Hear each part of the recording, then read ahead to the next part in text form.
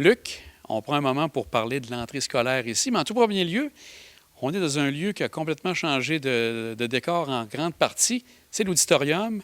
Les travaux sont en bonne fin pratique terminés. Il reste encore certains aménagements. Ça s'est fait quand, ces aménagements-là, ici, à l'auditorium?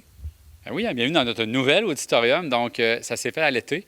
Donc, c'était les travaux majeurs qu'on voulait faire, c'était refaire les planchers, puis changer là, tous les bancs. Donc, il reste un petit peu d'esthétique à ajouter, là, mais dans l'ensemble, depuis 2-3 ans, on a regardé aussi au niveau sonore, on a regardé au niveau de l'image. Là, on a au niveau du confort, un peu l'esthétique. Puis je pense que c'était la dernière pièce maîtresse là, de l'école que je trouvais important de rafraîchir. Donc, grâce au soutien là, de la Caisse populaire des jardins, avec le centre de service, on a pu réussir là, à remettre à niveau cette infrastructure-là. Le sujet que je voulais te parler, bien sûr, c'est le cellulaire qui a fait parler beaucoup de personnes durant l'été et qui continue encore à en faire parler. Peut-être pour bien comprendre, quelle est la politique pour les cellulaires? Quand ils arrivent ici, quand les jeunes arrivent, qu'est-ce qui se passe? J'aimerais démêler tout ça avec toi. Oui. Dans le fond, là, ce que le ministre nous demande, c'est qu'il n'y ait pas de téléphone cellulaire sur le terrain de l'école et à l'école. Donc, la directive de base, c'est celle-là.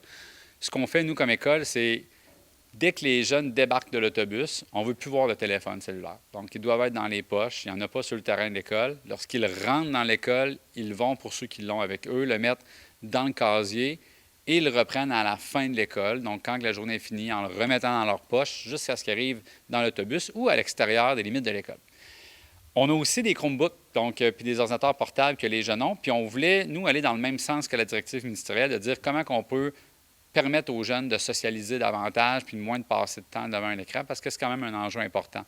Donc, si le cellulaire est interdit, le Chromebook est permis avant le début des classes, aux pauses, mais pas le midi. Donc, il y a 1h30 sur le midi qu'il n'y a pas de Chromebook dans les heures communes, seulement la bibliothèque, en récupération pour aller étudier. Puis, on a un local qu'on appelle le local là, de jeu, où il y a une enseignante qui surveille ça, puis qu'on permet aux jeunes des jeux collaboratifs en ligne. Mais on a un œil dessus, puis on est capable de voir si Jérémy vient trop souvent, bien, on est capable de l'orienter après ça vers d'autres activités parascolaires.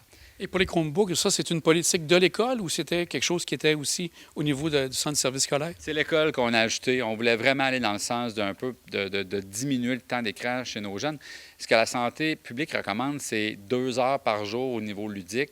98 des jeunes de l'école avaient un temps d'écran pour loisir, appelons ça, qui allait au-delà de cette norme-là, exactement. Donc, on a vraiment tenté, nous, de donner un petit peu un coup de barre là-dedans. Et force est de constater que présentement, c'est assez génial. Est-ce que sous l'heure du midi, si les jeunes quittent le terrain, est-ce qu'à ce moment-là, ils pourraient utiliser leur cellulaire ou ça? C'est quelque chose que vous n'avez pas nécessairement peut-être le contrôle là-dessus. Est-ce que ça, c'est des éléments que vous regardez également? Hein, on a moins de contrôle là-dessus. Ce qu'on a du contrôle, c'est maximiser l'offre de parascolaire, offrir des alternatives. On voit des jeunes qui jouent Uno, qui jouent aux cartes, ils nous demandent des acquis. Donc, tu sais, c'est un peu, là, ça parle plus fort, mais il y a vraiment quelque chose d'intéressant qui se passe depuis là, la rentrée, depuis les 2 dernières journées. On voit les jeunes socialiser comme on l'espérait. Donc, ça, c'est gagnant. Puis, on a aussi, là, effectivement, il y a peut-être plus de jeunes qui vont tendance à sortir pour aller se connecter à un Wi-Fi ou utiliser là, leur réseau ailleurs. Mais on fait la guerre à l'absentéisme présentement à l'école. C'est un peu un enjeu qu'on a. Donc, on a aussi une ressource qui circule, qui se promène. Puis, on veut pas être... on n'est pas une prison, on est un lieu d'éducation. Fait qu'on veut éduquer, sensibiliser nos jeunes. Donc, en général, je comprends bien, ça se passe relativement bien. On avait une crainte que les jeunes ne savent pas nécessairement, comme tu dis, socialiser, mais maintenant, tu vois que sur l'heure du dîner, les pauses, les gens reprennent un peu ce qu'on pouvait vivre à une certaine époque. Ouais, c'est un retour dans les années 90 pour moi, mettons, là, mais c'est vraiment très bien, là, honnêtement. C'est beau de voir les jeunes, puis ça s'est fait en un claquement de doigts. Là. Ça a vraiment bien été. Les jeunes répondent super bien à la demande. Oui, c'est parfait. Au niveau de la collaboration des parents, parce que c'est sûr que parfois, il y avait le côté, on aime ça parler à notre fils, à notre fille, entre les heures de cours. Est-ce que ça, au niveau de cette collaboration, vous l'avez également?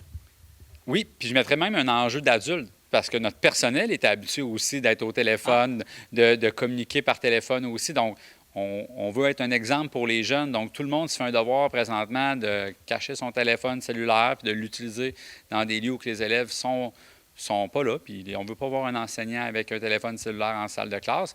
Puis pour les parents, c'était quand même assez rare, là, les gens qui ont communiqué avec nous, mais on a des lignes dures là, que les jeunes peuvent utiliser au besoin. Leur Chromebook permet quand même de communiquer avec un parent, mais c'est sûr que ça avait une facilité là, de pouvoir texter son enfant pour dire hey, « je vais aller te chercher à telle heure ». Bon, bien, ça, c'est un canal de communication qui maintenant n'existe plus.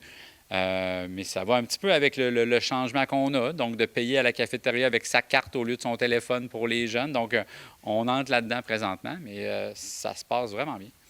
Et pour le personnel de l'école, comme tu dis, actuellement, on ne se sent pas, entre guillemets, des policiers pour empêcher les jeunes. Ça se passe bien de ce côté-là aussi. C'est la crainte qu'il y avait de dire est-ce qu'on va se ramasser à faire la police constamment? Puis, on dit souvent que 80 des jeunes vont bien faire du premier coup, 15 vont avoir besoin de sensibiliser, puis 5 vont mettre un peu plus d'ambiance. Bien, pour le moment, là, c'est probablement 90 des jeunes que ça va très, très bien. Fait qu'on est plus même en train d'encourager puis de féliciter des jeunes que de faire la police, là. Donc, on voit qu'il y avait peut-être des craintes, peut-être de votre côté aussi, il y en avait, mais on voit que ça se passe bien pour le moment. Tout à fait. Puis je pense que c'est un changement qui était nécessaire. Tout à fait. En autre partie, bien, on s'était quitté à la fin juin en parlant des coupures. Il y avait peut-être un retour d'investissement. Donc, il y en a eu quand même en partie. Est-ce que ça a quand même amélioré la situation de l'école si on se reporte en juin, où là, il y avait beaucoup d'incertitudes? Est-ce que là, septembre a amené certaines améliorations pour, entre autres, les professeurs, mais aussi pour les jeunes qui ont peut-être des services supplémentaires à avoir? Oui, bien, le réinvestissement, dans le fond, c'est vraiment le service direct à l'élève. Donc, chez nous, concrètement, on a pu réengager un éducateur spécialisé. On a pu réaugmenter des périodes en enseignement ressources pour venir soutenir des jeunes. Probablement aussi au niveau professionnel qu'on va augmenter. Donc, oui, c'est assurément là, un plus pour l'aide aux élèves. Nos marges de manœuvre sont quand même moins grandes qu'ils étaient, mais pour nos élèves en difficulté, c'est des montants là, qui sont fort appréciés. Bien, Luc, une autre entrée scolaire, je ne sais pas à quelle quantité tu es rendu d'entrée scolaire, mais je pense que ça va être encore une belle année. Et une belle année pour toi ici à l'École secondaire Mont-Saint-Anne. Un grand merci à toi. Hey, merci beaucoup de vous intéresser à notre école. C'est vraiment un privilège. Merci.